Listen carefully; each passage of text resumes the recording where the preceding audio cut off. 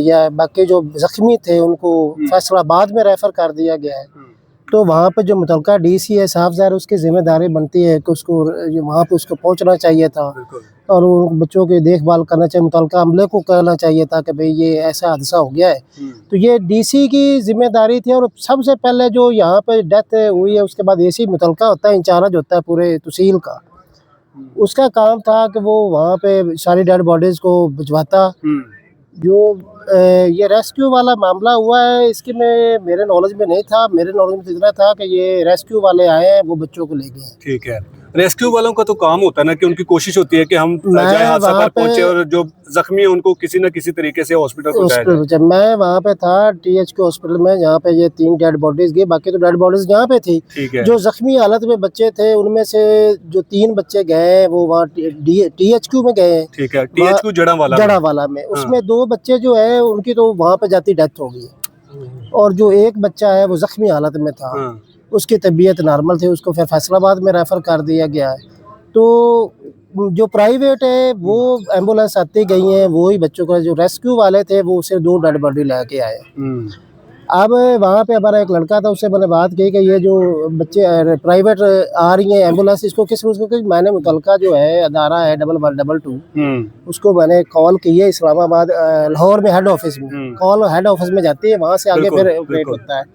तो उसने कहा जी वो सारा इंतजाम उनका है। ठीक है। तो मुझे इसका नहीं पता था कि ये इतनी उन्होंने पेमेंट कर दी है। तो मुझे अगले दिन पता चला एम्बुलेंसों को, क्योंकि जिस दिन ये हादसा हुआ था उससे अगले दिन तदफीन के दौरान हमने वहाँ पर कुछ लोगों के इंटरव्यू किए थे। तो उनका ये कहना था कि हमने अपनी जेब से प्राइवेट एम्बुलेंस को जो है वो हज़ारों रुपए दिए हैं।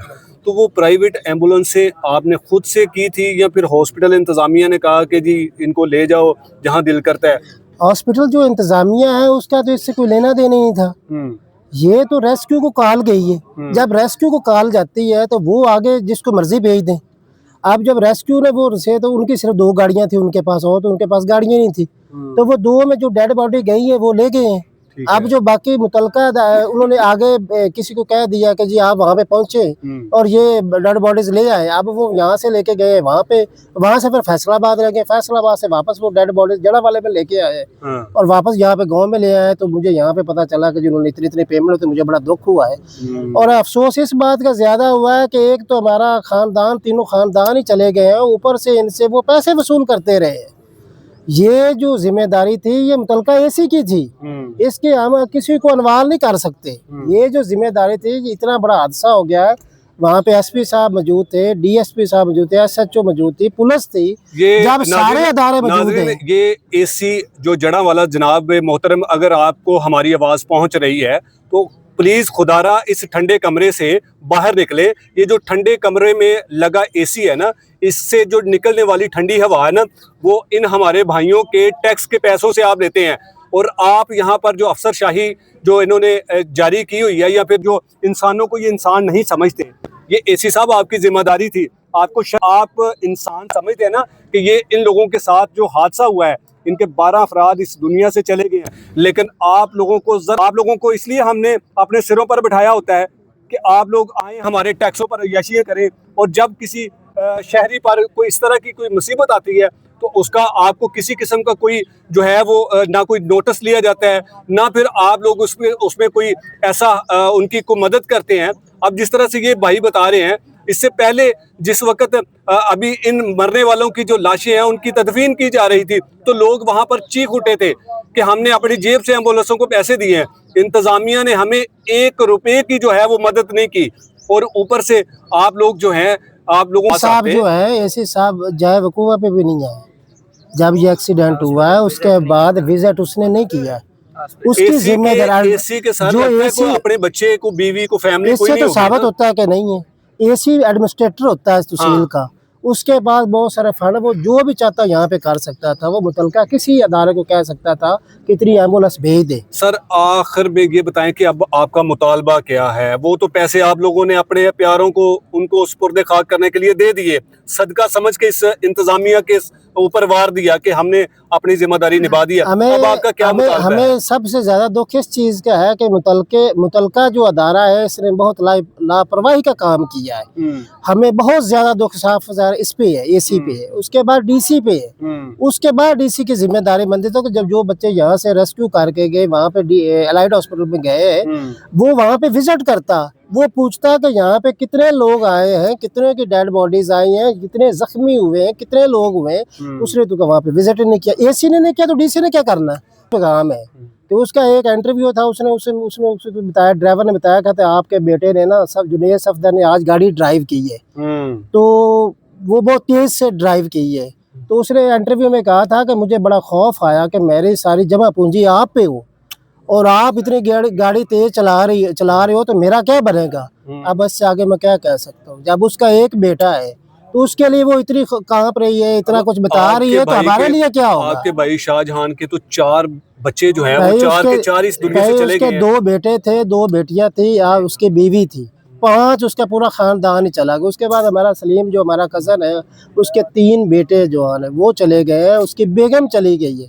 उसके बाद हमारा कज़न शहबाज, उसके 2 बेटियां चली गई हैं, उसके बाद उसकी 2 बेटियां वहाँ पे इमरजेंसी में है एलाइड हॉस्पिटल में, और उनकी भी जो है वो तबीयत सीरियस है।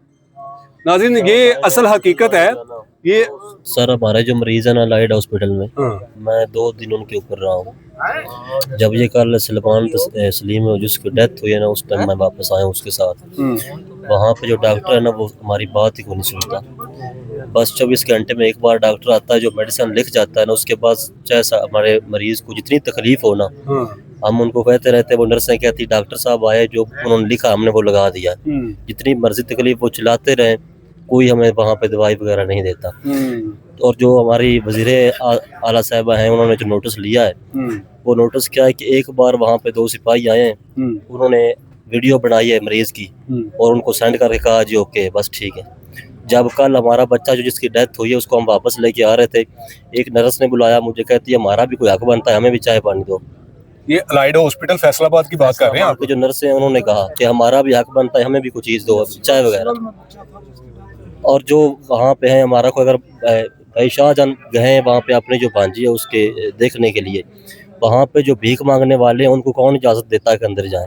वो वार्ड में जाते हैं और भीख मांगने। और हमारे 12 बंदे जो शहीद हो गए हैं, उनके अगर वारस जाएं वहाँ पे तो वो अंदर नहीं जाने देते, जो सिक्योरिटी वाले हैं उनके। अच्छा भाई, ये 12 लोग की जो मौत है ना, यकीन करें इसने पूरी दुनिया को हिला के रख दिया है। आप इस बस इंतजामिया के खिलाफ को कार्रवाई क्या करेंगे? क्योंकि अभी तक तो जो ड्राइवर के बारे में बताया जा रहा है कि वो हो सकता है कि वो उस बस का ड्राइवर भी नहीं है, तो हो सकता है कि इस केस को या फिर आप इस वाक़े को दबाने की कोशिश की जा रही हो, तो उस पर आप क्या करेंगे? सर ये जो बस है ना हमारे लाहौर रोड पे चल रही, जड़ावाला लाहौर रोड पे, इसने ये पहला वाक़या नहीं किया। हमारे साथ गांव है नूरपुरा, वहाँ पे सरफराज है, उनको कुचल दिया था चंद दिन पहले। इन्होंने एक बीबी और उसका शौहर जा रहे थे बेचारे, वो पता नहीं कहाँ से थे, वो औरत जो थी वो हामिला थी, उसको उन्होंने लुडिया वाला स्टॉप पे कुचल दिया था। ये पहला वाक़या नहीं है, ये मैं कहता हूँ कि ये कातिल बसें हैं जी। और ये हमारे इन बसों के खिलाफ अब तक क्यों कार्रवाई नहीं हो सकी? हमारा सारा जो इलाका इसका मुतालबा है सर, इनके खिलाफ जो सख्त है इनके साथ कार्रवाई की जाए और इनको कैफरे किरदार तक पहुँचाया जाए, ये हमारा सबका मुतालबा है। जी बिल्कुल नाज़रीन, आपने इन तमाम दोस्तों की, भाइयों की सारी गुफ्तगू सुनी है और इस पूरे इलाके का ये मुतालबा है कि इस बस इंतज़ामिया के खिलाफ सख्त कार्रवाई की जाए। लेकिन हैरानगी की बात यह है कि अभी तक किसी भी इंतज़ामिया के कान पर जूं तक नहीं रेंगी।